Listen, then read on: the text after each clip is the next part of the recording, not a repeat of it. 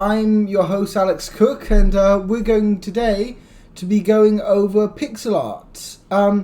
This is a bit different than what we had in mind originally. We had a whole thing planned, but things changed. So let's go over the basics. What is pixel art? Well, we all know what the basics of it is, which is that it started in the classical video games like Mario, Sonic, and whatnot. And now we've kind of got a bit more advanced. We're not using pixel models anymore. We are using more 3D models for the most part.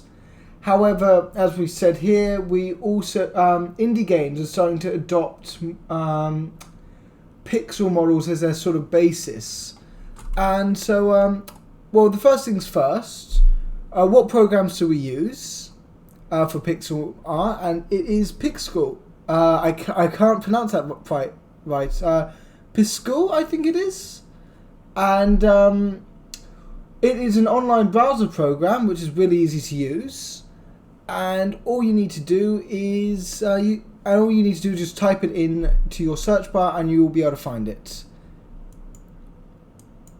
So let's go over the types of pixel art. The first is isometric, and you can see all the examples here. The first is isometric, non-isometric, and top-down. And these styles are quite important because they do determine how you use, well, not how you use, the style of your art. Okay, color palettes. Okay, color is obviously very important for pixel art because as it is for most things, sorry about this, guys. Sorry, it's my first tutorial. I'm trying to go through this as easy as I can. Colors are quite important for pixel art because what happens is that the darker you God, sorry, I am messing this up royally. As I said, this was not the one we originally planned. So when you are changing your when you are showing light, you need to change your hues. So you go from darker when when your object is not in light to lighter hues when it's going into light. Yeah, so here's some examples. And yeah, you can use those in Piskel. You can look for the you can go through the palette and start experimenting. Yeah, and here's a list of palettes you can use. We put some links into the slideshow if you want to take a look. Okay. And the big thing with pixel art, and the one thing that people miss for the most, and one thing that a lot of people may miss first time going through it, is jaggedness. See, when we make pixel art, we don't really want jagged lines. They kind of look, as these show, kind of ugly. They don't really appeal to the eye. So what we want to do is we want to make the line smoother. So so the way we do that is by increasing or decreasing the number of pixels in our lines. Here's some examples. Here's some examples of just straightening the lines up.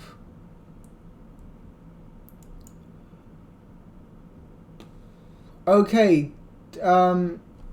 okay, dithering. So this one is used for monochrome. It's used, well, not monochrome, monotone I think is the correct term. I'm sorry, I'm really behind on my colours at the moment. It's used to mix basically a whole shade of colours together. It was what was used on older games, and it's what's used on more modern indie games when they're trying to create a specific appeal to them. And as we said here, the big thing is that you do not use contrasting colours, because the end result is they look really ugly. Whereas you compare it to something like this, where they use a limited palette, and it's quite pretty to look at. Yeah, so in other words, dithering's what but dithering's used in a lot of other kinds of games. It's used just to create a general palette and mood, as we can see here.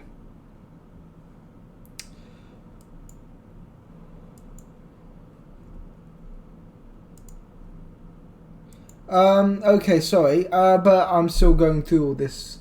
Here's some more patterns. As I said, I'm not really confident enough to talk about these in depth. These are not my area of expertise. The big thing with dithering is that it is a big pain in the ass. It's very difficult, and you really don't want to do it. Thankfully, the app we linked to, the web browser, Piskel, basically has a tool which allows you to dither easy. Okay, and then we've got the anti-aliasing tool, which is basically a technique we use to create smoother lines and edges for our characters or our world. And these are used because, as I said before, having jagged characters, jagged lines, whatever, it looks really ugly. So here's some example of anti-aliasing. It's you can really see the smoothness from this going really jagged to this becoming a lot smoother to look at, and you can really see how that sort of even on a smaller screen, how that really how the more smooth thing appeals to the eye a lot more than the really jagged one. Yeah, and just some more examples of that. Okay, the next thing we want to do is we want to look at making video game objects. So, way we do that is well, let's look at the typical RPG inventory. So as my colleague showed here, is we have when you start, you should have an outline of a shape, and then you should remove the jaggedness. After that, you should start filling it in with appropriate colors, and the way you do that is you find the light source, and then after that you shade appropriately. So if the light is coming from the right side, the left hand side should be a lot darker. And the big thing to remember with this stuff is, like with a lot of drawing, you're going to make mistakes the first few times round. So what you want to do is constantly check and recheck, just to make sure it looks nice, it looks quite pretty and stuff like that. Here's some examples of some good pixel art. And here's some slimes. So slimes are pretty easy to make, all things considered. They've got a very basic shape. It's probably why they keep showing up so much in Dragon Quest, is because they're probably the easiest enemies to create. And if you've got the time, I'd recommend doing this as a little task for yourself, because God knows we've got a lot of time nowadays. Yeah. Next part is animation. So this is something that's a bit difficult, but the way you do this is draw the first of your slimes. You draw about 4 frames. That means drawing 4 individual slimes. And then you start, and then you show them in various degrees of motion. And yeah, and here's, as I said, I'm not really a good person to do this. This is not my area of expertise. But what you can do is you can start experimenting. So you can use the animation to create. You can use animation to create motion, and the idea that your thing is moving. And here's how you can do it. Yeah, I mean, next things. I mean, these are all tasks you can do in your own time. They're just things like 16 by 16 boxes, how to make bricks and stuff like that. And yeah, sorry guys.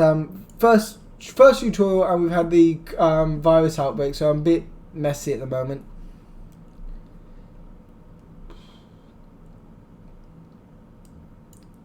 Yeah, and now we get on to one of the most interesting things, which is people. So, big thing to remember is, unlike life drawing, pixel art does not have to look realistic. You're not drawing real life people here. You're actually drawing quite stylized individuals. So you can kind of break away from traditional things like the 8-head formula. And here's some examples here. Just I think this is Fire Emblem, if my memory serves me correct, or some examples. Yeah, and yeah, we made some prototype games based on some pixel art. Hopefully, we can link those in the Discord. And yeah. So here's actually no, we can download it. We can download some games now. We've linked some. We've linked some here. And we can just work on that. The yes. Sorry about this, guys. Sorry. One thing you can do is Piskel allows for the creation of player sprites, which is really quite fun. And you can see an example here with Mega Man, probably one of the best games ever. But yeah, yeah. So yeah, I mean the big thing here is that these are all tasks you can do in your own time. We've given you some outlines of how you can do it and stuff like that. Yeah. Yeah, sorry about this. As I said before, we were operating off the theory that we would actually be able to show you guys this in real time and you'd have computers with you, but things didn't work that way, unfortunately. Yeah, just so what I would recommend doing is that we link this drive in Discord, and hopefully we'll link it in Twitch. And we can just show you just how to, and you can do the stuff in your own time. And yeah, so and here's some things you can do in Piskel. So the creation of animations and stuff like that. Some examples of some people. And if you're getting really stuck, just draw your favorite characters and see what they come out looking like. Here's some art I believe we did. Yeah. So, yeah.